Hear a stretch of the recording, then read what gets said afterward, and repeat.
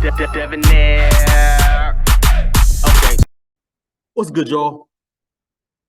Shout out to Notification Gang for hitting the like button. And the video didn't even start yet. Y'all the realest ones in it. I appreciate you anyway. I need a round of applause for Erik Spoelstra, man. I need a round. I keep telling myself, bro. I keep telling myself to get a soundboard, and I keep forgetting every damn time I turn around. I keep telling myself I would have hit that damn button so quick, fast, in a hurry. Y'all don't understand, man. So if you haven't heard already, man, Erik Spoelstra has signed one of the biggest deals. Landed in NBA history coaching, $120 million. And y'all know I'm a Heat fan, right? Everybody know I was born and raised in South Florida, right? Y'all know Heat's fan, Dolphins fan. Y'all know what time it is. Good luck, Dolphins. Depending on when I drop this video. Good luck, Dolphins. But yeah, man. So the Heats waited until this man finalized his divorce to go ahead and send that check.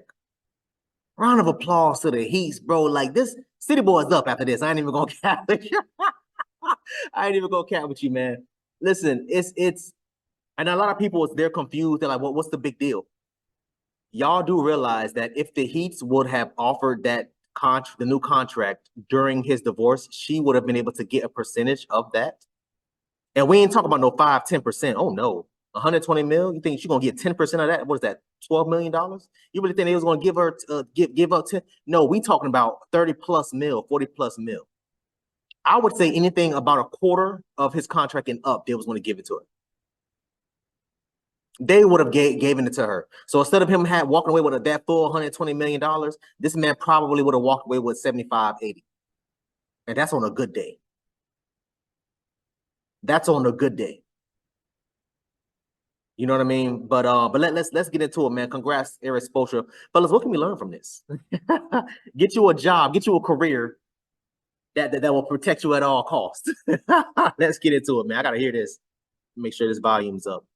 This story right here is a lesson of why the boys are one of the most important people in your life. And let me tell you, boys, dudes rock. So this is Erik Spoelstra. He's the head coach of the Miami Heat, and this is his now ex-wife, Nikki Sapp. Unfortunately, these two finalized their divorce sometime in November, and it was amicable. But 2 days ago, the Miami Heat announced they are signing Erik Spoelstra to an 8-year, $120 million contract that broke records across the NBA, which means that Erik Spoelstra in the front office of the Miami Heat waited until his divorce was finalized to give him $120 million to make sure his ex-wife won't touch a cent of that money. And after this was announced, obviously the ex-wife is getting attacked on social media saying she fumbled the bag. Listen, I'm going to stay out of it. I'm just going to let you guys read it. So here you go. Pause if you want to read this one. And then there's this one where some. Let me pause it. My bad, y'all. Let me pause it and read this back and forth. Let me see if I can make this a little bigger.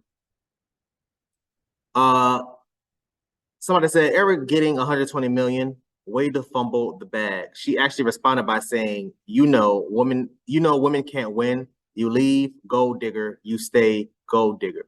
Please mind your own business and your crass, uniform opinions to yourself. She then goes back to respond to somebody else by saying, life has always been good for me. I was valuable before my marriage. You can't put a number on me. Move on. Man, we know that's cap, y'all. We know that's cap. If your ass knew about that prior to, you would have waited and you would have asked for more. But here you are talking about, oh, life is unvaluable. Yeah, man, we realize that after your dumb ass was out here left in the cold to left looking dumb as hell. Left to be out here looking dumb as hell. What did she say? Oh, you leave, you're a gold digger. You stay, you're a gold digger. Yeah, bro, what? I mean, I'm pretty sure you're a gold digger regardless, but that's the top for another day. My whole thought about this is, fellas, and I really want y'all boys to pay attention. My whole thought about this is, she knows she screwed up. She knows she messed up. She realizes it now. Literally 2 days after the divorce?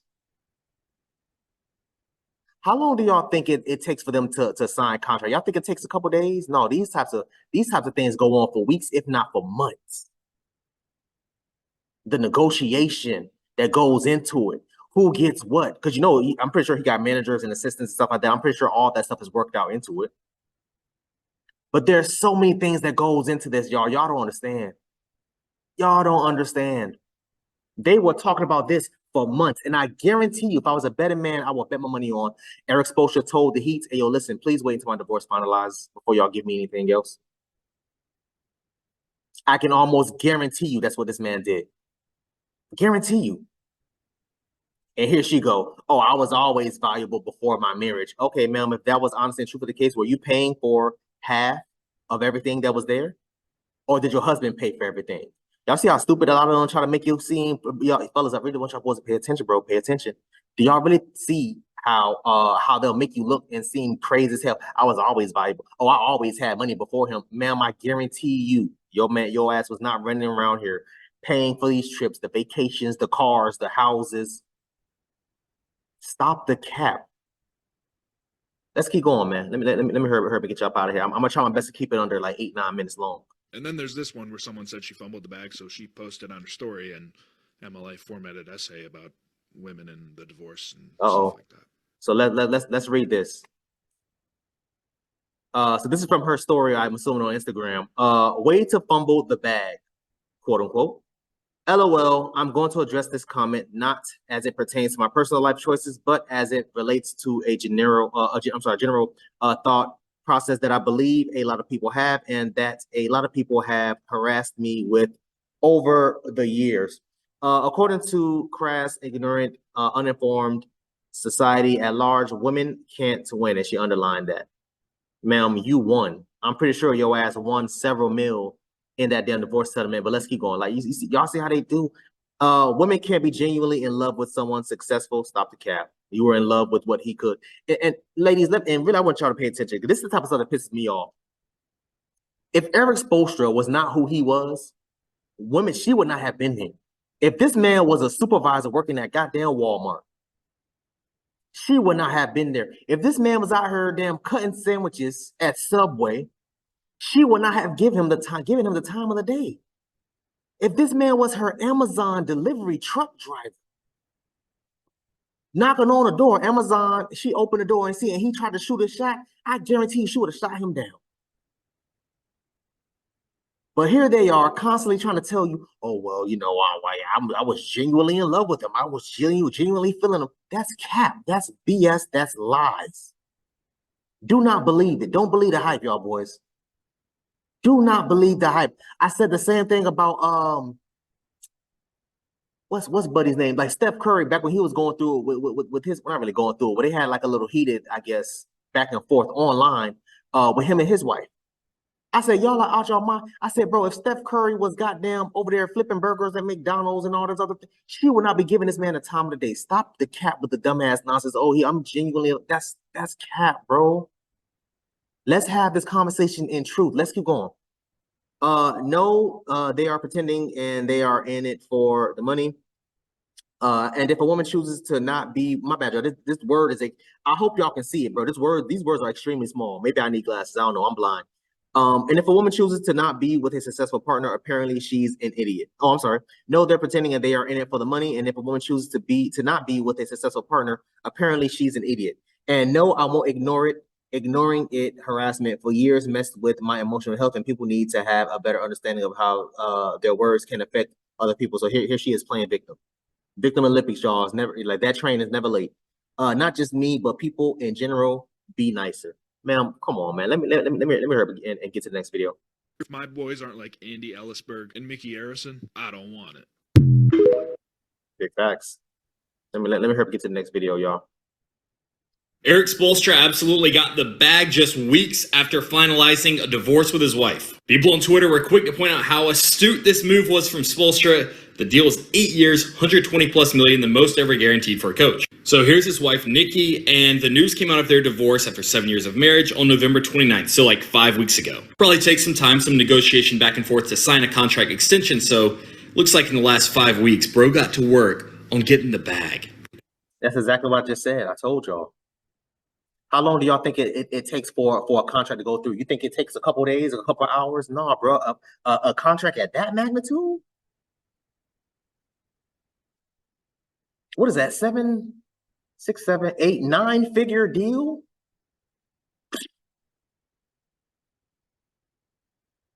What?